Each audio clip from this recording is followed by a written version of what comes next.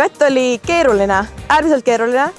Olud olid samuti väga väljakutsuvad, et mul kindlasti oli õnne, seda ma ei väldi ja õnne peabki olema, eriti sellistes oludes, nagu meil siin olid. Eriti tänane tuul keeras 360 kraadi umbes tund aega, keegi ei tea, mis sealt tuli. Aga tuleb silmad lahti hoida ja see on ka näpunäide, mida ma annaksin kõikidele teistele noortele. Et kui me sõidame kalda all, siis kõige tähtsam on vaadata ringi kogu aeg. Isegi stardis, enne starti, sõidu ajal, külgvus alla tuules, et jah.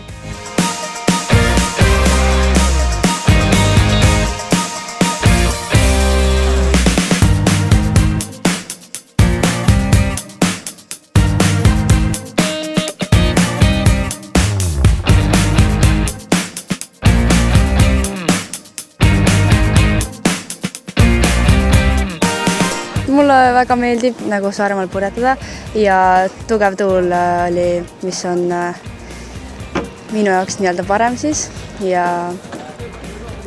ma ei tea, üldkokkuvõttes väga meeldis ja ma olen õnnelik, et hästi läks.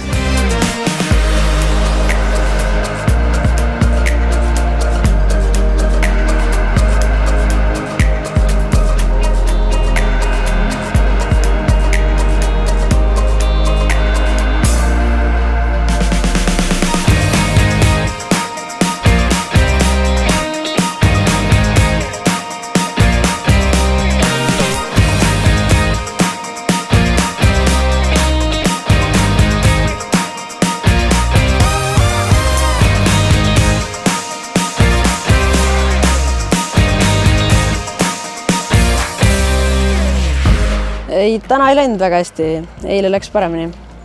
Et eile oli sobilikum tuul ja keeras vähem. Mitu sõiduvõitu, tead sa, mitu sõiduvõitu sul kokku tuli? Vist 3. 3 sõiduvõitu, jah? Jah. Aga millega sa Eestist parem olid? Ma ei ütlegi, et parem olin, mul vist vedas rohkem või ma ei tea. Tuul kantis hästi palju. Aga mis see purjetamises on niisugune asi, mis annab võidu kätte ja eelise? Stabiilsus äkki, kuigi seda vist polnud kellelgi seekord.